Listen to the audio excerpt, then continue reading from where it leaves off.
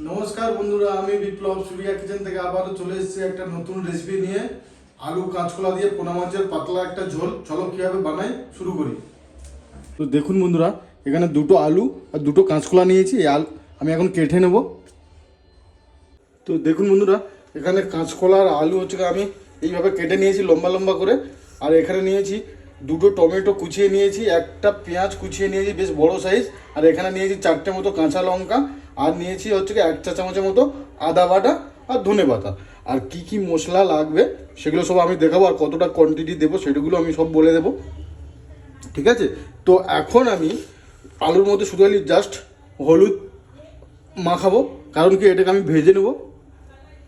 তো দেখুন বন্ধুরা, এখানে আমি হচ্ছে হলুদ দিয়ে দিচ্ছি প্রায় 1/2 চা চামচের মতো। হলুদ দিয়ে দিলাম, আর দিয়ে দেবো হচ্ছে অল্প পরিমাণ মতো একটুখানি নুন, দেখতে পাচ্ছেন? তো নুন দিয়ে দিলাম, এটাকে এরকমভাবে মেখে নেবেন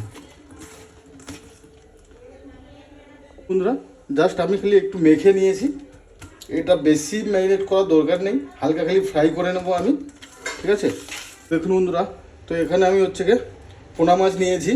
তো এখানে প্রায় আমার 800 গ্রাম পোনা মাছ আছে। তো এটাকে আমি এখন ম্যারিনেট করে নেব। এখানে দিয়ে দেবো হচ্ছে প্রায় 1/2 চা চামচের মতো নুন, আর দিয়ে দেবো হচ্ছে হলুদ গুঁড়ো প্রায় 1/2 চা চামচের মতো, আর দিয়ে দেবো হচ্ছে গুঁড়ো লঙ্কা। এখানে প্রায় গুঁড়ো লঙ্কা 1/2 চা চামচের মতো দিয়ে দেবে, ঠিক আছে? দেখুন বন্ধুরা, তো এটাকে আমি প্রায় ম্যারিনেট করে নিয়েছি, হয়ে গেছে আমার ম্যারিনেট, ঠিক আছে বন্ধুরা? তো আমি কড়া এখানে বসিয়ে রেখেছিলাম গরম হওয়ার জন্য। তো এখন আমি কড়ার মধ্যে হচ্ছে সানফ্লাওয়ার অয়েল দিয়ে দেবো, বেশ মোটামুটি ভালো পরিমাণ মতো আমি দেবো, কারণ কি মাছটা ভাজাটা অনেকটাই বেটার হয়, ঠিক আছে? তো আমার তেলটা গরম হলেই আমি মাছটাকে ভাজবো। দেখুন বন্ধুরা, আমার তেল অলরেডি গরম হয়ে গেছে। তো এখন আমি মাছগুলো এক করে দিয়ে দিচ্ছি,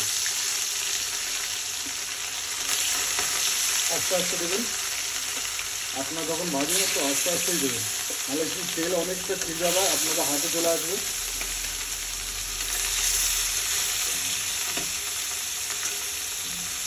তো দেখুন বন্ধুরা, এটাকে আমি ভালো করে লাল লাল করে ভেজে নেব। দেখুন বন্ধুরা, আমার এক সাইড হয়ে গেছে। তো আমি এটাকে উল্টে দেবো মাছগুলোকে এক এক করে। বন্ধুরা, আমি মাছগুলো উল্টে দিয়েছি, এক সাইড হয়ে গেছিলো। দেখুন বন্ধুরা, মাছগুলো আমার ভাজা হয়ে গেছে, আমি এবারে তুলে নেব।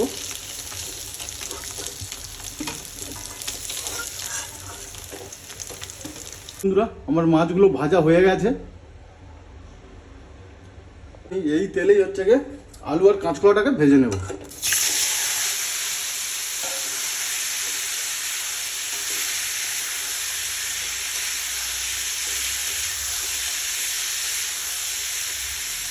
দেখুন বন্ধুরা, এইভাবে আলু কাঁচকলাটা আমি ভেজে নিচ্ছি।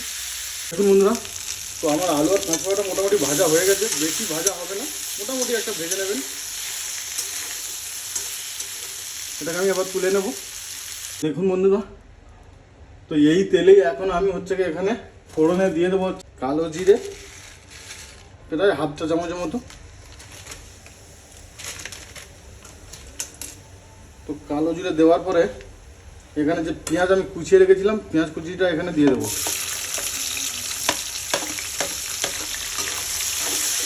তো এটাকে মোটামুটি আমি ভালো করে ফ্রাই করে নেব।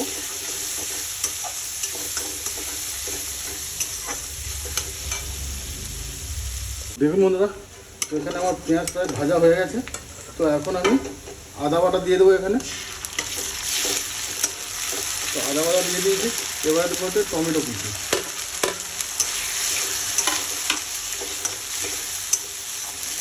তো দেখুন বন্ধুরা, আমি টমেটো কুচি দিয়ে দিয়েছি।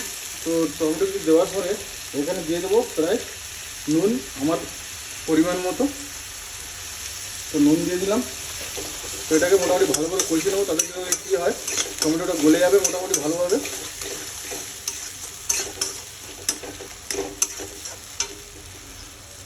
দেখুন বন্ধুরা, এখানে আমার টমেটো গুলে গেছে।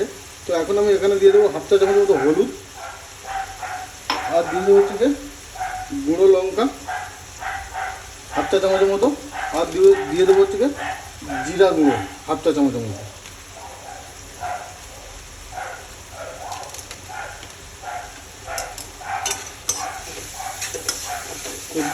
দিয়ে দিয়েছি, আর দিয়ে দেবো হচ্ছে গিয়ে হাফ চা চামচের মতো ধনিয়া পাউডার।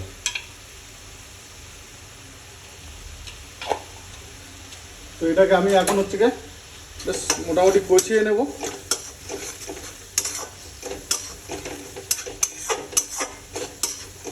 তো দেখুন বন্ধুরা, তো এখানে এখন আমি কাঁচকলা আর হচ্ছে আলু ভেজে নিয়েছিলাম, তো এটাকে এখন আমি এর সাথে একসাথে কষিয়ে নেব।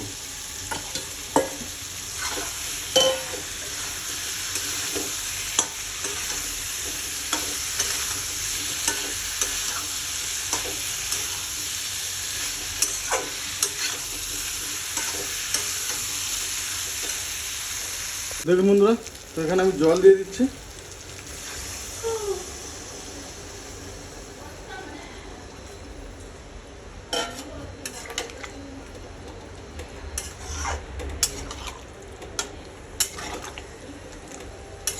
তো এটা মোটামুটি পাতলা টাইপের একটা ঝোল হবে, ঠিক আছে। এটা মোটামুটি আমার ফুটলেই আমি মাছগুলো দিয়ে দেবো। বন্ধুরা, এখানে আমার হালকা ফুটছে। তো এখন আমি এখানে যে কাঁচা লঙ্কা কুচিয়ে রেখেছিলাম, তো কাঁচা লঙ্কাগুলো এখানে দিয়ে দেবো।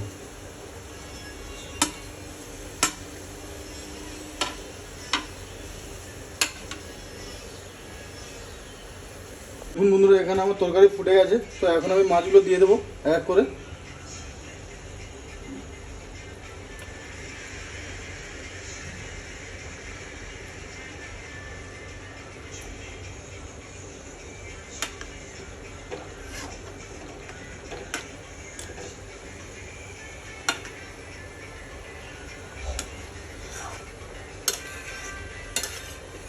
তো এটাকে আমি এখন হচ্ছে প্রায় 15 থেকে 20 মিনিটের মতো ঢেকে রাখবো। বন্ধুরা, এখানে আমি ঢাকা দিয়ে দিয়েছি। তো দেখুন বন্ধুরা, তো আমার কাঁচকলা আলু দিয়ে পোনা মাছের ঝোল রেডি।